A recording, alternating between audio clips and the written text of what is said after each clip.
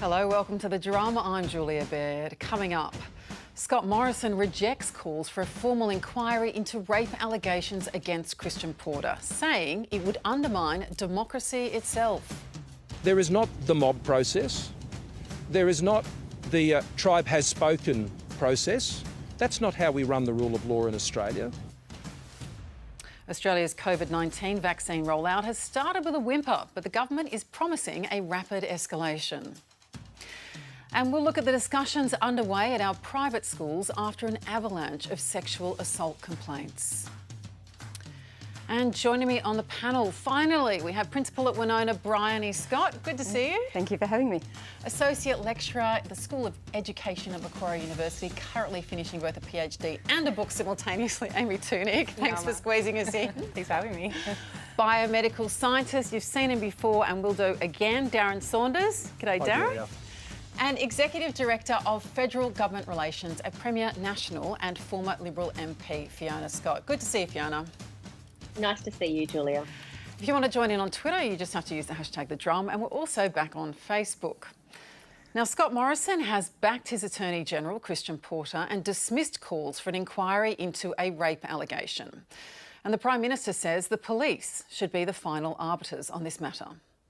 I have to make my decisions based on the process followed by the police. See, there is no other alternative for a Prime Minister than the rule of law. There is not the mob process. There is not the tribe has spoken process. That's not how we run the rule of law in Australia.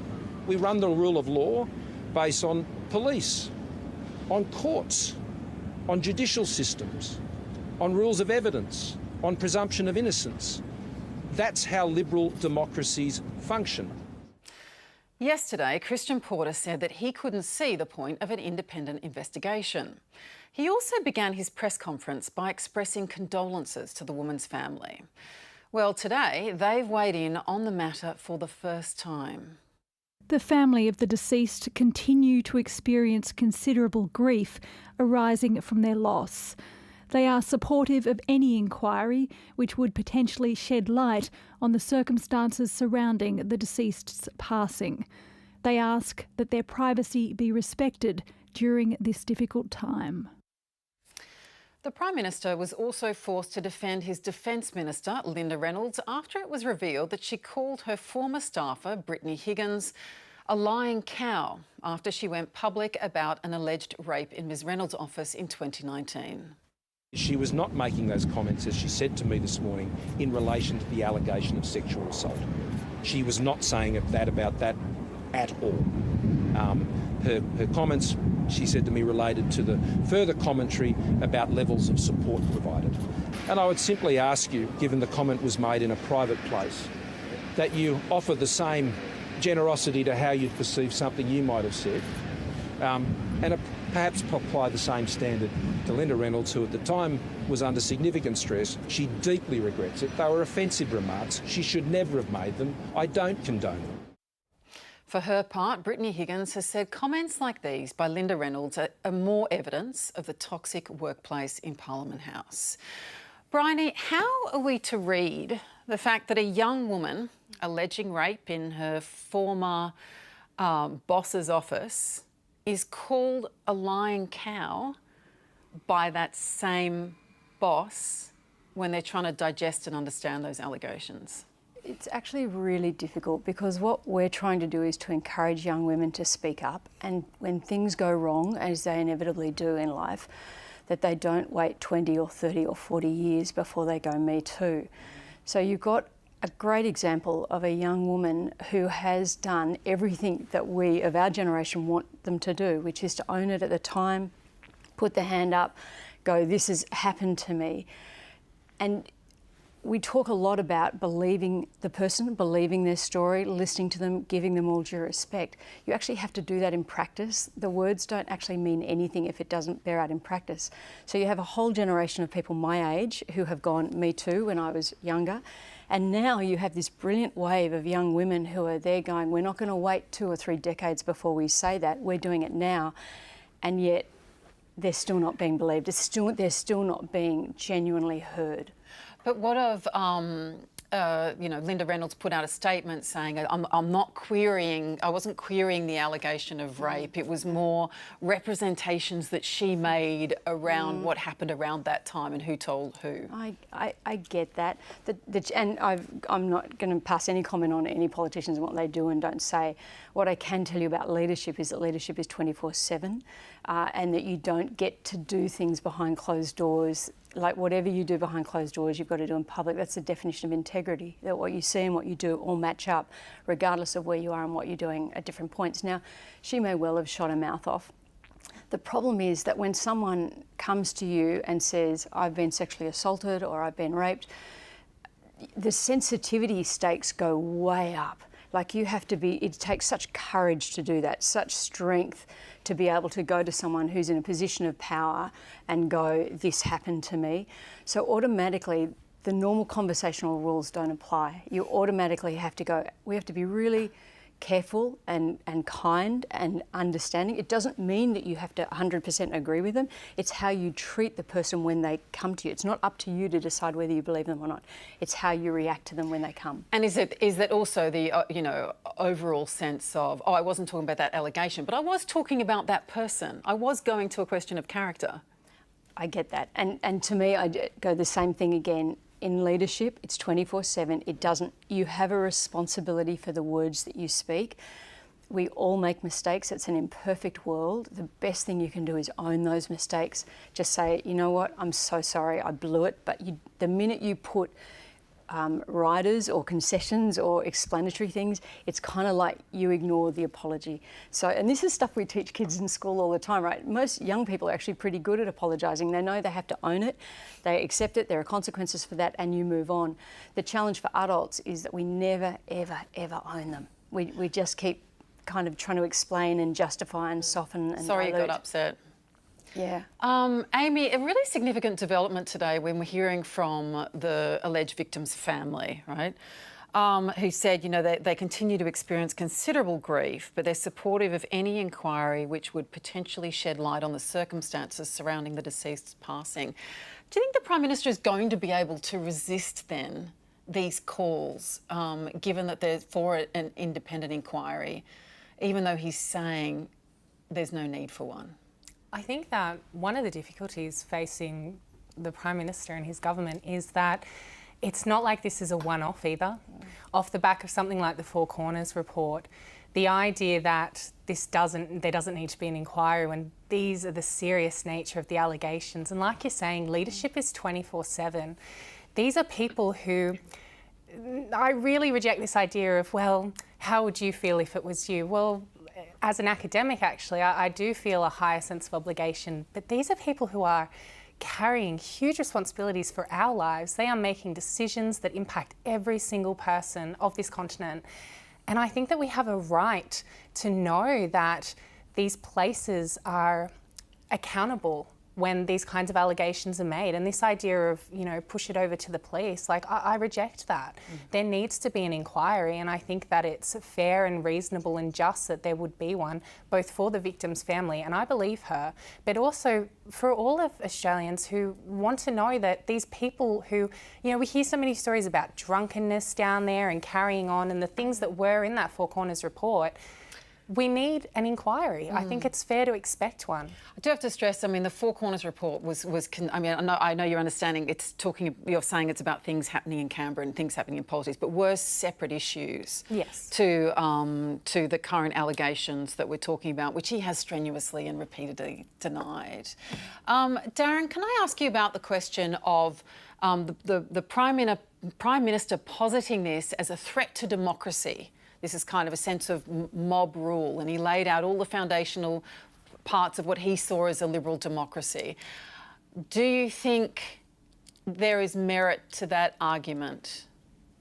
No, I don't actually. I think, there are parables in previous cases we've seen, such as Justice Hayden, the investigation into his behaviour, where it's possible to take an inquiry outside of the strict criminal law and get to the bottom and test some of the accusations that exist out there. And I think it's in our best interests, in the public's best interests, it's certainly in the victims' families' best interests, and probably in the Attorney General's best interests to have some sort of inquiry and to test those specific allegations in some form. And I think, really, I think the Prime Minister decides on his cabinet, okay, and he sets the standard, he decides who gets to sit in cabinet. And I actually believe he has misread the tone of the electorate. I believe he's misread the raging, seething anger that exists around this topic, not just with the latest allegations. And I think he's missing an opportunity here to really step up and lead on this. I think a lot of people would fall in behind him if he stepped up and showed some leadership on this, drew a line in the sand and said, okay, allegations are there, they need to be tested, we need to take a bit more of a look at them, rather than just deflecting and deferring and hoping that something else will come along and knock it out of the headlines. And I'm really not sure that's going to happen in this case. And when he says, well, the police can't do anything with it, which incidentally we've known for some time, and the letter from the anonymous letter from the Friends to the Prime Minister, which was disseminated to other politicians, also said that the police are not going to be able to do anything with this. They've always argued for a middle way, but is it problematic if we keep hearing repeatedly, well, the police aren't going to do anything with this? I think it points to possibly some complications, and I'm obviously not a lawyer, but it points to some problems in the way that our legal system is able to deal with cases like this. But I think it's also important to point out that time and time again, we see that the consequences of allegations like this almost always fall very heavily upon the accuser and not on the accused. And I think that's being lost in this discussion. I think we very much need to centre the wishes of the family in this case, just purely from empathy and sympathy, apart from any sort of strict reading of the law. Fiona, what do you make of these charges of mob rule, that there has to be a sense that you can't just print an accusation and then expect someone would step aside, as the Prime Minister would said, keeping in mind that many of these accusations, many of the big stories we've had, say, in the Me Too movements with Harvey Weinstein, and even to some extent Jeffrey Epstein, would never have occurred without media coverage and investigative work. Yeah, well, look, Julia, I think there is a really fine line to play there, isn't there? I mean, there's a fine line between what's defamation and what's fact. And how even journalistic codes cover these issues. And I know newsrooms right across the country, in fact the world, deal with those issues all the time. I think in this instance here, I mean, one of the things you've got to take into account, there has been a police investigation where they could not find admissible evidence to prove or disprove the event. And there is also a coronial inquiry that is taking place in South Australia, which of course could potentially maybe uncover different aspects of things. There are probably two elements that I think is also important here. And that is that, you don't want to conflate the two issues. I do genuinely believe there's a culture issue within Parliament House and within Canberra. But how this matter is dealt with and is consistently dealt with, that you don't have mob rule, that we do have the rule of law. The rule of law is significant, that somebody is innocent until proven guilty. And, that doesn't mean that you then disreject the judicial process. There are checks and balances within that judicial process. The fact that there is a coronial inquiry that is taking place, there'll be an inquiry that falls off the back of that. I think we also need to take into account the wishes of the family and the protection of the alleged victim. Well, what those things are going. Sorry to jump in there, Fiona, but the family have said that they want an inquiry. Now they came out today, and that is their wish.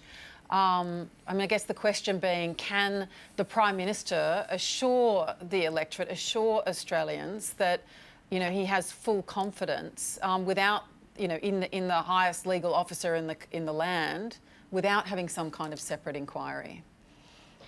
Yeah, look, I think that is a really good question. And I think this is the thing. You don't want a parliamentary inquiry. You don't want the politicians making an inquiry of this. This needs to be a process taken place by the judicial system.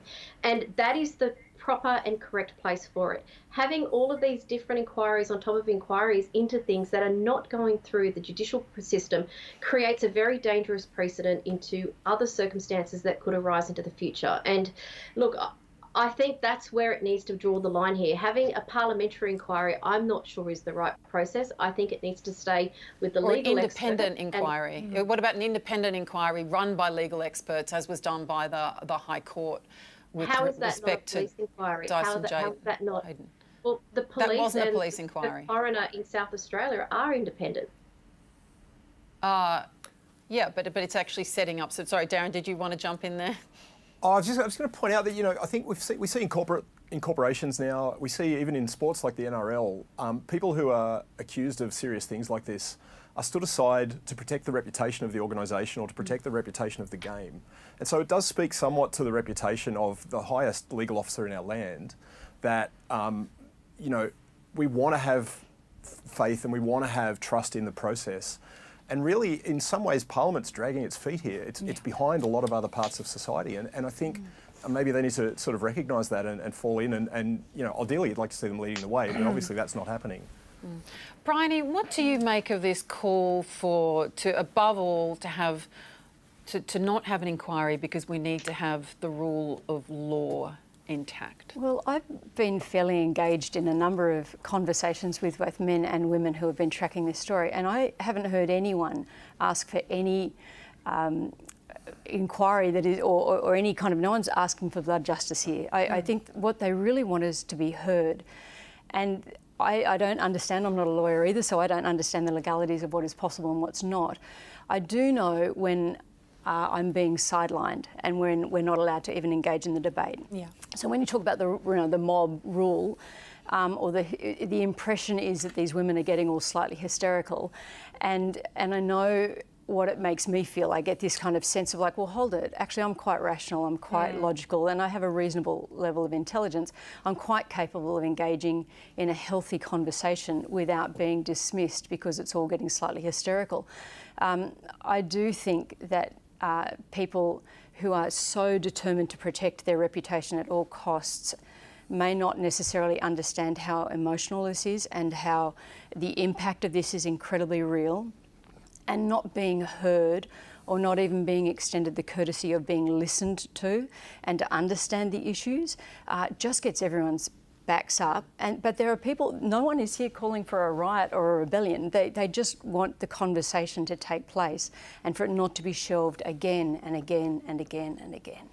Well, you run a school of how many students? 1,300. 1,300 students, they're all there. and you've got the staff as well. What if Yes. this happened with a member of your staff? Oh, they'd be stood down. So within normal workplace environments, and I use that, I don't know if it's normal, but within normal workplace environments, if there were these kind of allegations, someone would absolutely be stood aside while a genuine investigation took place. It's still harrowing for the person who's accused, it's harrowing for the person who's making the accusations.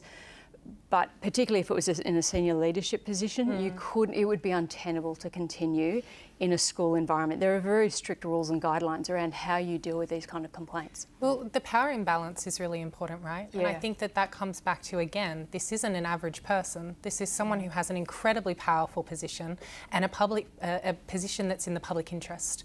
And so the idea that there should be special treatment, because within the regular workplace, we would see them stood aside while there was an investigation. And I think the average person would want that. Such full-on allegations made against you, you would want the opportunity to clear your name, have it tidied up, and I think that the Australian public deserve just a bit of clarity here, a little bit of cleaning up rather than being pushed to the side. Fiona, do you want to respond to that? Look, I do agree that, you know, it does need to be cleaned up, it does need to be tidy, but I just am not sure why people are not confident in the judicial process of the land, and why they want another inquiry over and atop the judicial process that has in New South Wales played out, and of course is taking place in South Australia. I mean, we have the rule of law, and that is a really important pillar. Having independent inquiries that are separate to the rule of law, well then why do we have the rule of law? Why do we have a judicial system?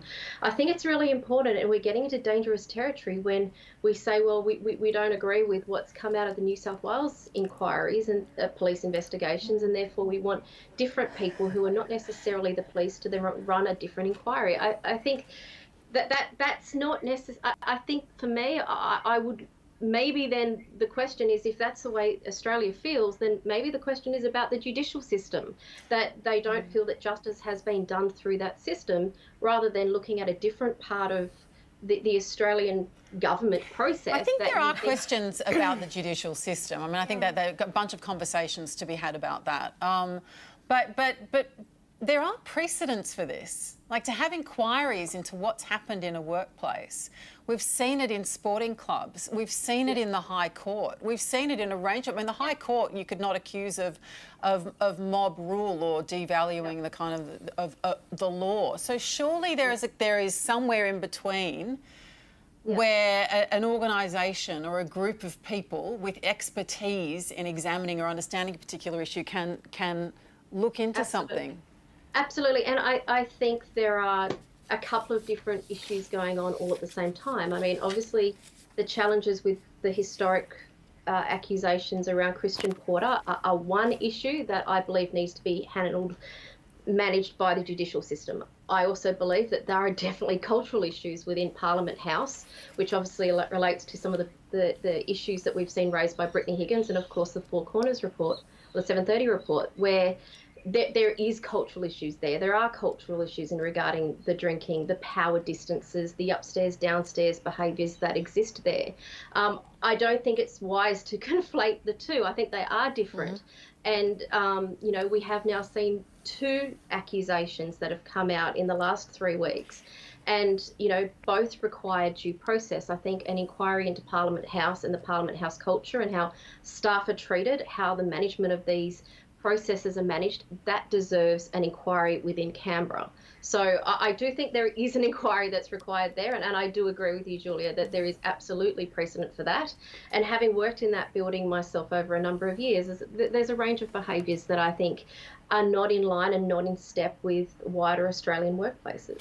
I just have to say that the idea that we should just trust the police when it comes to any matter, but particularly ones like this, is one that I think would rub a lot of people up the wrong way.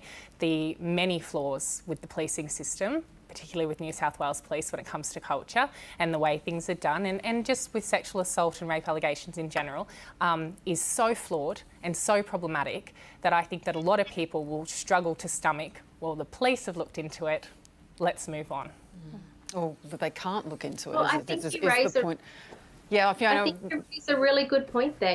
If the Australian public are not happy with the police and have genuinely those concerns, then that is a conversation that we need to have. Well, and if the Australian police, New South Wales police, are not meeting the demands of protecting our women and having those sorts of inquiries done, then that is absolutely a conversation we need to have. It's not about having a separate line of inquiries. Then we need to fix the judicial system in Australia so that Australians are comfortable with that process. Yeah, that's a conversation that's ongoing, and the idea that they can't happen simultaneously is one that I reject.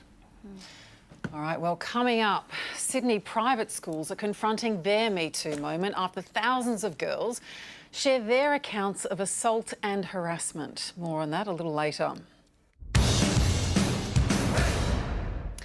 The government insists that it's sticking by its ambitious plan to vaccinate every eligible Australian by the end of October. But meeting that deadline is going to require a massive acceleration of efforts, which may explain this week's deployment of the ADF to assist with the rollout.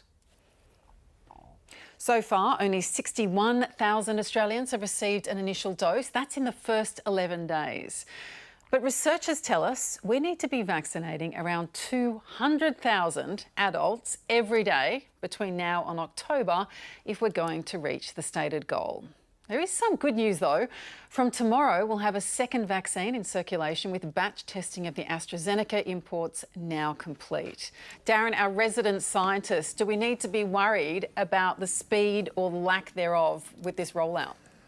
I think it's an ambitious target, there's no doubt about that. But if we look to overseas jurisdictions like the US, for example, they are now vaccinating at something over 1.5 million shots per day. And they certainly have a far less coordinated public health system than we do in Australia. So there is a precedent there for being able to escalate our dosing rates up to something like what is possible overseas. I can understand the frustration around this perception of the delay in getting the vaccination rollout happening, you know, in some ways we were afforded the luxury of having time to really properly assess each of these vaccine candidates that we have access to look at the experience of what was happening as they got rolled out overseas, and to really make sure that we knew how to deal with these. We had plans in place to deal with what is a very complex distribution exercise for something that needs to be stored at such a cold temperature. And so that has afforded us some luxury. You know, we are able to, because of all of the public health effort and quarantine and everything else that's gone on for the last year, because we don't have a raging pandemic taking place in our own country, that's given us some time, it's bought us some time to be able to do this in a measured way. Look, I'd like to say I have confidence in the system, but I also recognise that trying to get that many vaccines into people every day is a huge, huge undertaking.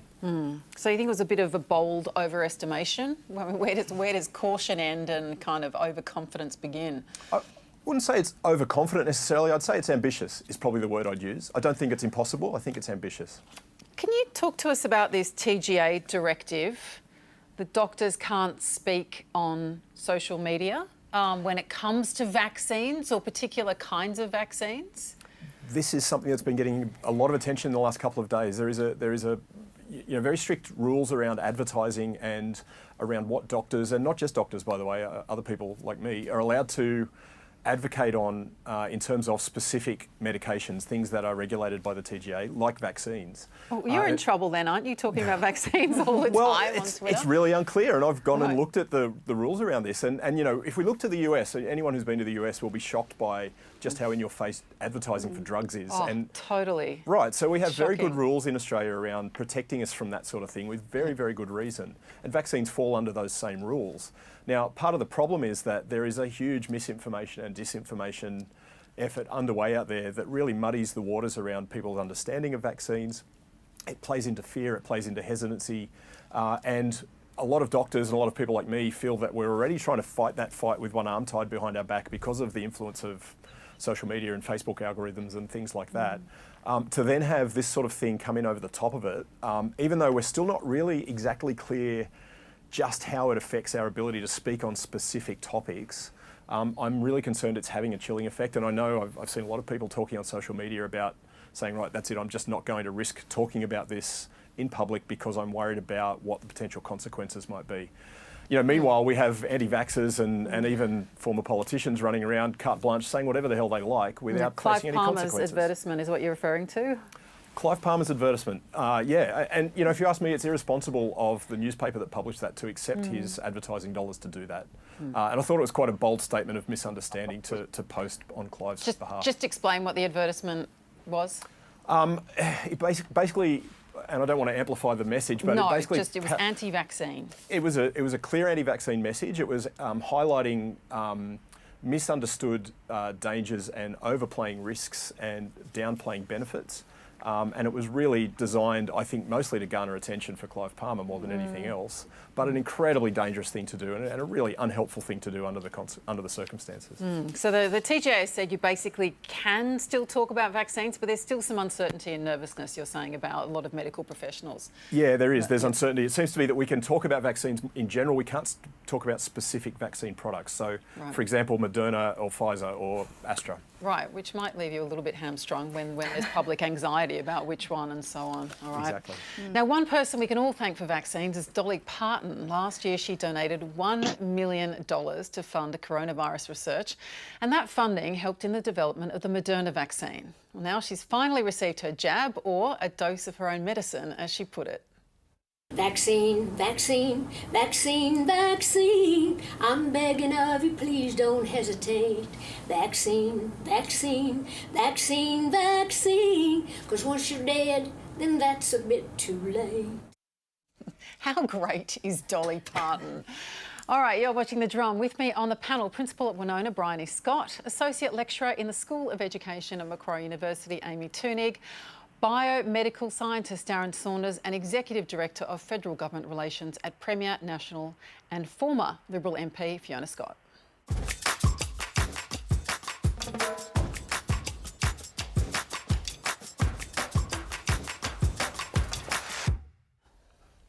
What we don't yet know and what we can't know is what this moment will amount to Is this what this moment will amount to? Will revelations of sexual misconduct in Parliament translate to tangible change across these cultures? What about other workplaces and institutions? In the last 48 hours, more than 4,000 new allegations of sexual assaults in school communities have been published by a former New South Wales student, Chanel Contos. The young Australian, who now lives in London, launched an online petition 2 weeks ago calling on private schools to do a better job educating their students about sex and consent. It received an overwhelming response, a torrent containing thousands of first-hand accounts of harassment and rape. The Drum's Eliza Harvey has been looking back at the powerful testimonies that have been uncovered. And a warning here, you may find them disturbing. The culture at Australia's elite private schools is firmly in the spotlight. In the past fortnight, a series of revelations about rape, victim blaming and sexual coercion have emerged in response to an online petition launched by a former student at Sydney's Kambala School. Chanel Contos's petition received more than 20,000 signatories, calling for better education in schools about sex and consent. The testimonials make for disturbing reading. We were in Year 9. He started to kiss me and suddenly brought out his erect penis, which he then forcibly moved my hand to. I went home and cried all night long. Another graduate of Skeggs School from 2013 posted that she was assaulted. I woke up to his fingers inside my vagina. I did not consent to this. I couldn't because I was asleep. She took the matter to court and won.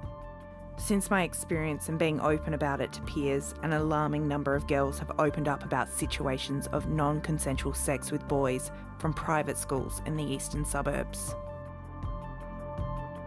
These disturbing first-hand accounts have come to the attention of the New South Wales Sex Crime Squad. Its new commander, Stacey Maloney, will convene a meeting tomorrow with the principals of a number of private schools about how they can work together to educate and support students. In a statement to The Drum, Commander Maloney says, "We are encouraged by the response from the Association of Independent Schools New South Wales since we connected last week to discuss the issue of sexual violence. And we want to empower victims to report incidents of sexual violence and are currently reviewing our sexual violence framework." Commander Maloney says police acknowledge the courage of victims to come forward and tell their stories. We're now joined in London by Chanel Contos. Good morning to you, Chanel. Good morning, how are you? Of course, it's not our good morning. Good night to you, yes. Now, good evening.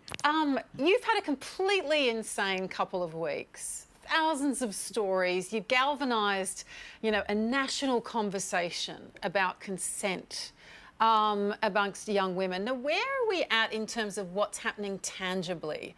Who's kind of talking to you and who's seeking your advice, and what do you think might actually happen? Okay, so we have a few different levels of society who are engaging with me at the moment. I have insane engagement from students and young adults, recently ex-students. I have insane engagement from parents who are reaching out and saying, they've changed their perception on how they should be having these conversations, or they're shocked by this and they want to improve this for their children. And at a school level, I've been getting a lot of support from principals, especially from independent schools around New South Wales. So on Tuesday night, I met with 9 or 10 principals from pretty much every private school in the eastern suburbs and did a workshop with them. And I basically took that as an opportunity to teach them the things that I want their students to know about. Tonight for me, so tomorrow morning for Sydney in Australia, I will be holding another one of these workshop seminars with alumni representatives from around 15 different schools around Sydney. Wow. And doing the same thing again, which is amazing. And so that's kind of a school and parent connection, because a lot of these alumni have gone ahead and sent their children to the same schools they went to, because I'm sure that they had a great time there if they're committed to being on the alumni committee. And also I've been getting a lot of support from different MPs around New South Wales at a state and a federal level, which has been amazing in terms of moving forward with the parliamentary action. The deputy premier from Victoria just reached out. Actually, I'm meeting with the Minister of Education for New South Wales in the following week. And state MPs and federal MPs from all different parties have, pledged their commitment to this cause. And I really don't want this to be a party versus party situation. I want it to be a united front. It shouldn't matter what your political beliefs are. This is a human right violation, and everyone should be on board with it. And I'm getting lots of support from MPs around New South Wales. That's a massive response. Like, you've had such an impact, Chanel. I want to ask you what you've said to these principals and these schools that they don't already know. But before we do, I need to ask you a really fundamental question. When you read through all the stories which are on your website, all those testimonies, which kind of are overwhelming, I think, in their horror and their sameness, what do you think is going on? Why are so many women being raped today?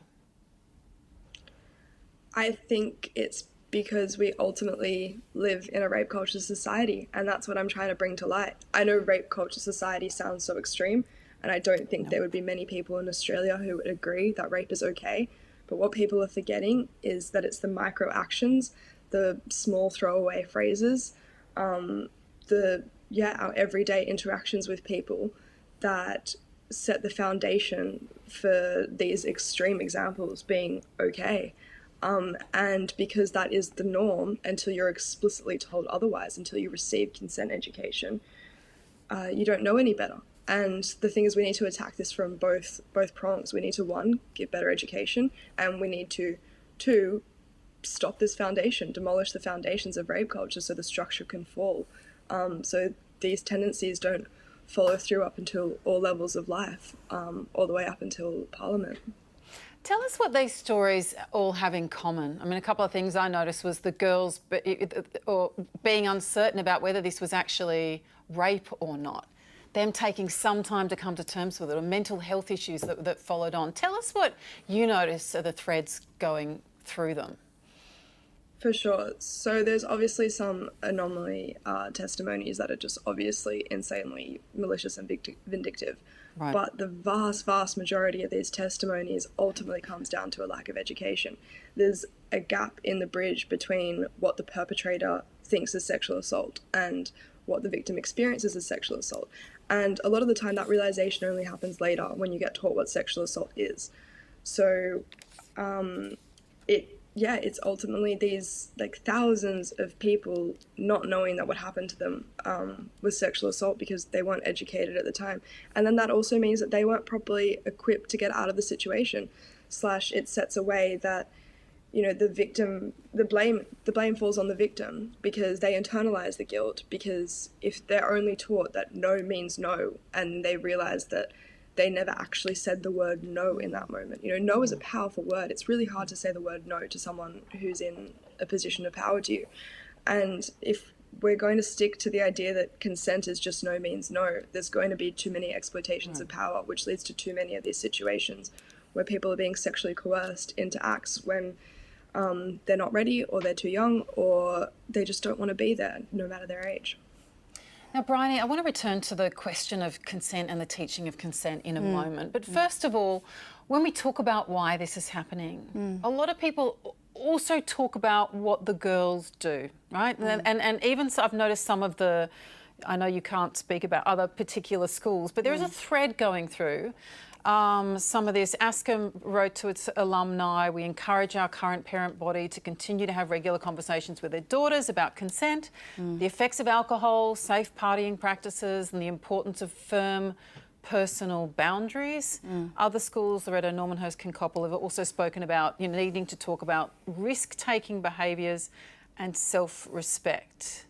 Is this fair, or is this putting the onus on the victim, on the girls to modify their behaviour, especially when it comes to alcohol?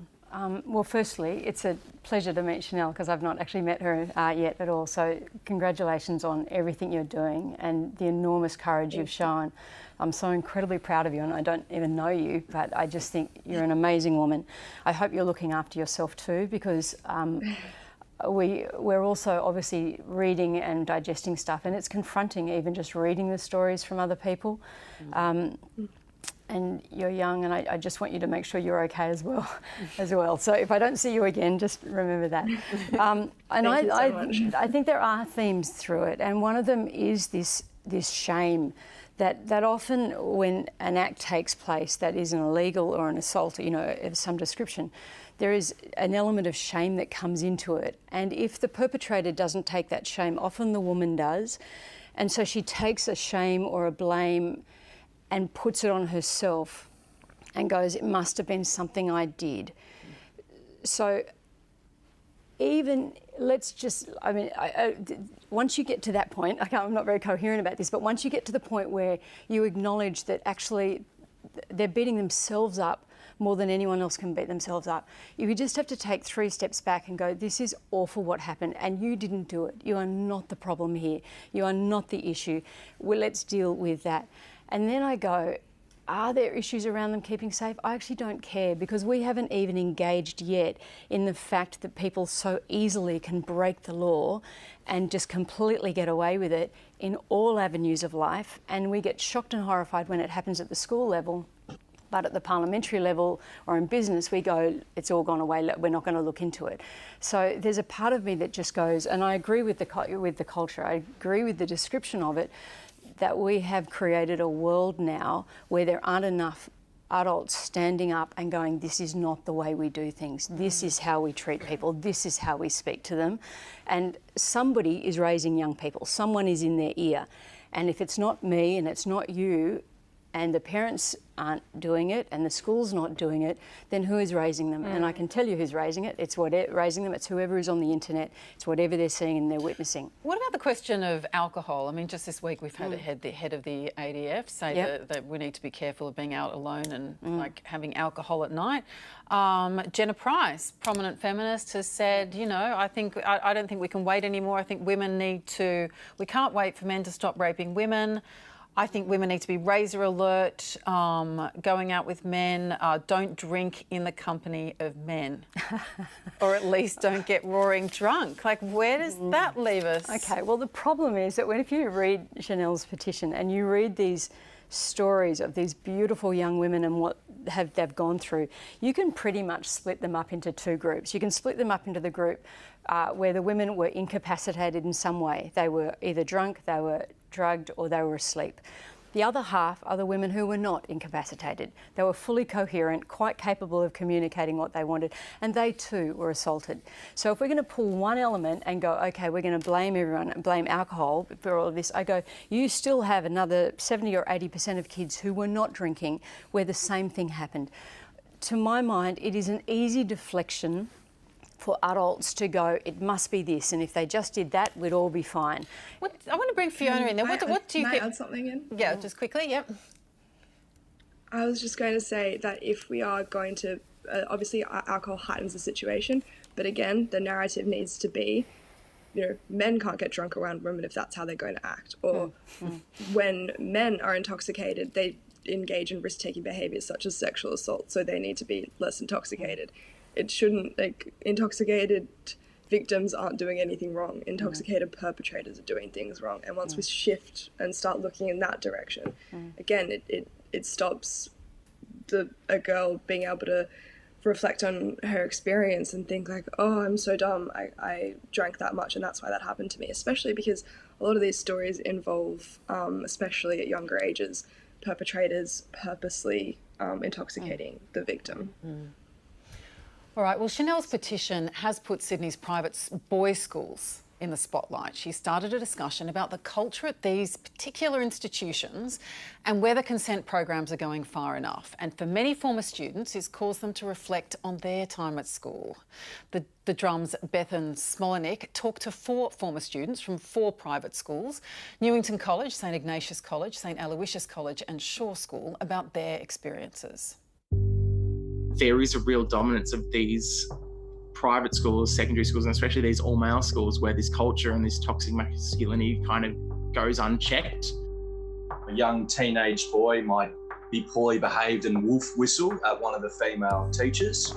I did have to stop stuff whilst at mixed school events more than once, with guys being pushy on girls who were too drunk. The language that was used to speak about women, I think there'd be a lot of people who'd look back on that and sort of be disappointed with how they conducted themselves. I can't remember ever getting a talk about consent specifically. I actually remember learning it or hearing about it in PDHPE. Sex ed and all that sort of stuff, I guess, gets covered in that PDHPE topic or stuff like that. And 90% of people aren't doing that in years 11 and 12.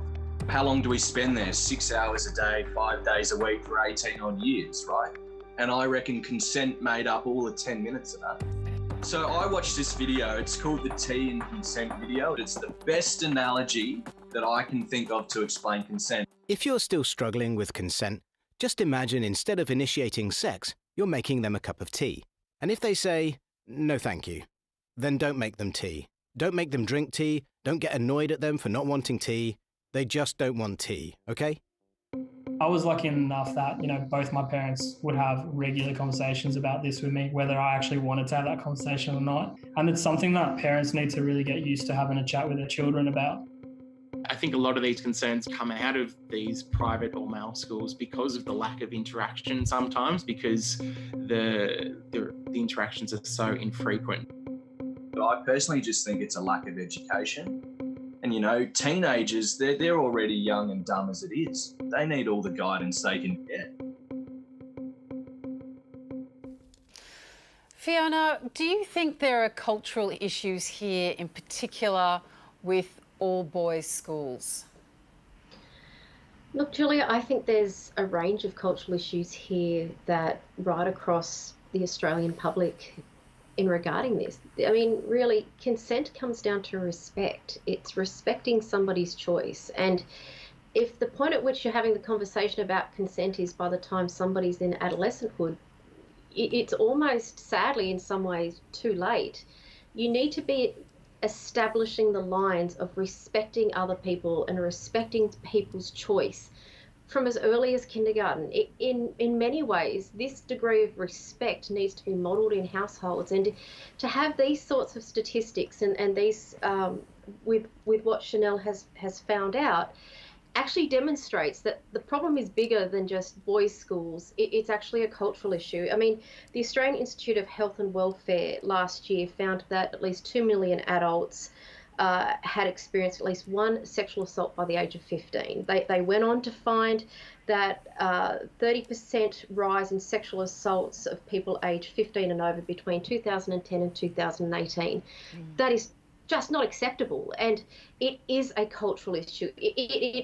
I think in many ways, maybe the benefit of our Australian of the Year is we're talking about these topics. We're talking about it at Parliament House. We're talking about it in Canberra. We're talking that these things aren't right, and establishing in children and the points that have been made that if you're saying that girls shouldn't drink, well, boys shouldn't drink. It is actually about learning these lines. It's about learning how to find what your choice is, learning to have the confidence to actually express that choice and protect yourself and defend yourself.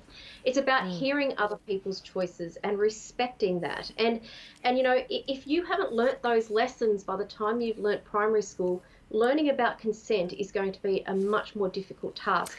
And that's not just the role of teachers, it's the role of family, it's the role of media, it's the role of the entire Australian community. Right, and I wanted to kind of talk about that because a lot of schools will say we are teaching respect and we are teaching consent, and this piece which we've spoken about before by Asher Learmonth, the head prefect of Cranbrook, who was saying, cautioning his fellow students, like, we've had regular, valuable and powerful talks about consent and respect over the years, but it appears these speeches haven't had the intended crucial impact. Why do you think that is, Chanel? So I think there's two things to this. So my petition calls for two things. One, more holistic consent sex education, and two, earlier consent sex education. So the more holistic thing is the key factor here. We get told about, respect and relationships when we hit 16. Like, that's one thing, but it's not good enough. we need to understand the society we live in. We need to understand the inherent power imbalances. We need to understand what slut shaming is. We need to understand what toxic masculinity is. We need to understand what rape culture is and victim blaming. Once we have that environment and we understand that that is the reality of the situation, we can navigate consent from there.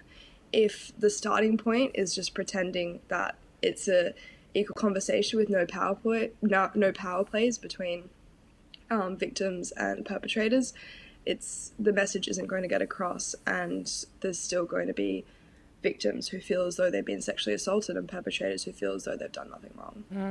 Darren, can I ask you about what you think works? I know you give talks at schools. I know you've done workshops with young men at university colleges about respect, about consent, and you yourself have struggled with the fact that you don't think sometimes it's getting through. Like, what does get through?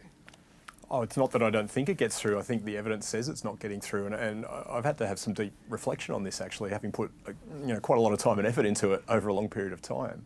And it's incredibly upsetting. In this case, we're talking about, I live in the eastern suburbs of Sydney. These kids I see at weekend at sport, they're friends of my family and they're friends of my daughters, and it's a deeply troubling thing.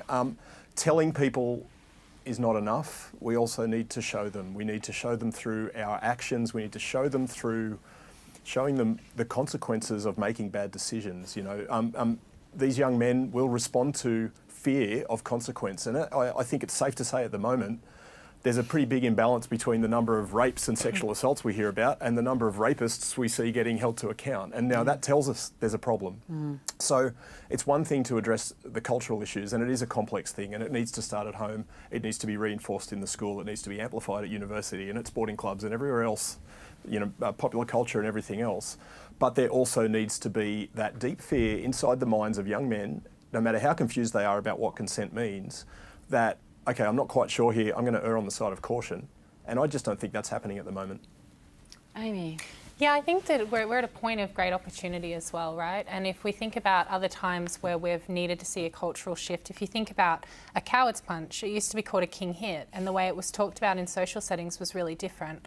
I was thinking about, the role of teachers in all of this, and my own experiences, as someone assigned female at birth, and I was thinking about, I had this wonderful legal studies teacher in senior year who made it explicitly clear to us that rape isn't sex that got carried away, it's an act of violence. And sexual assault isn't a crush or attraction that got carried away, it's an act of violence.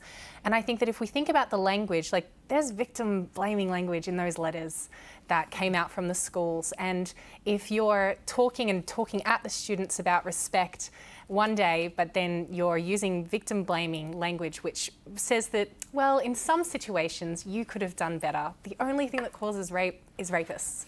And I think that we have an opportunity that, Chanel's work here is incredible, and I'm so sad that at such a young age you're the one that's having to lead this conversation, but I'm equally inspired that you're the kind of role model that my own children get to look up to. But we need to have these conversations, and we need to think about how do we disrupt the narrative so that we can eliminate the victim blaming language, but also role model really strong, not just consent, but enthusiastic consent. What does that look like? And consent is sexy. Let's make sure our young people know that and find ways for adults to learn it as well so that we can role model it for our children. Bryony, we only have about a minute left. So I need all your answers to the universe. Okay, go. I know these are things that you teach. Yes. What can be done better? Are we having the conversation the right way? Yes, we are. We're having the conversation full stop, so we're already starting on this journey. I think that there are a lot of incredibly well-meaning people who are feeling helpless and wanting to fix the situation.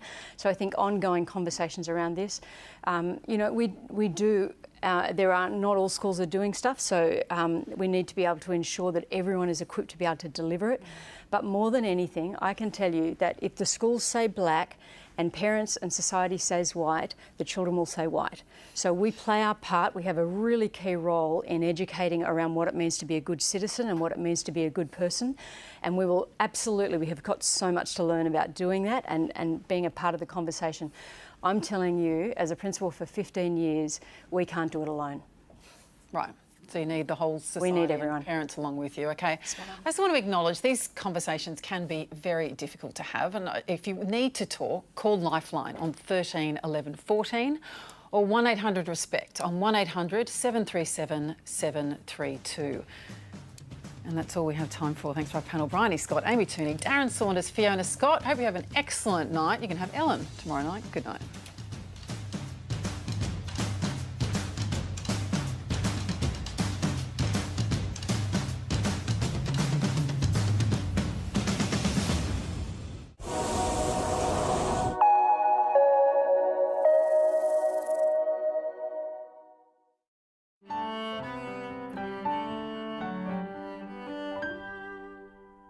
Hello, I'm Sammy. We're taking responsibility today.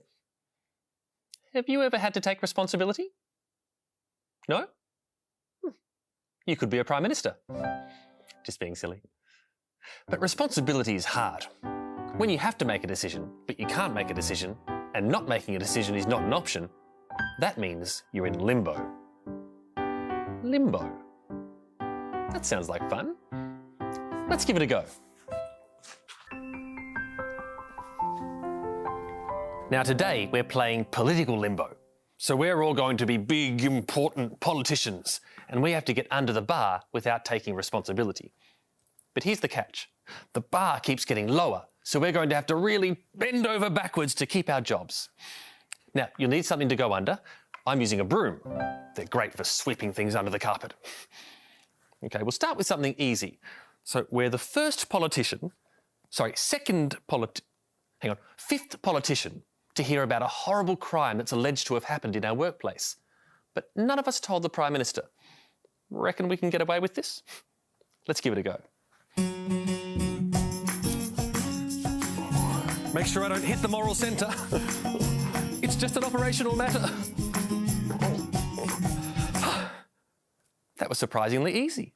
Still got my job and my job. I think we need to lower the bar just a teensy bit to make it harder. Okay, so now we're a minister who's alleged to have committed a horrible crime a long time ago, but the claim can't be tested in court. Reckon we can keep going without stepping aside? This could be tricky. I'm going to need your help. Everyone clap your hands and sing with me. How low can you go? How low can you go? How low can you go? This is very hard. It's not sustainable, is it? How low can you go? I think I got away with it. Oh. Maybe not. Okay, time for the final round. Now we're the Prime Minister, and we've refused to talk about the Minister because there was a police investigation. But we do have two daughters, so that makes it easier to empathise. Let's just raise the bar a little bit. But we didn't stand down the Minister in question as per our own code of conduct while he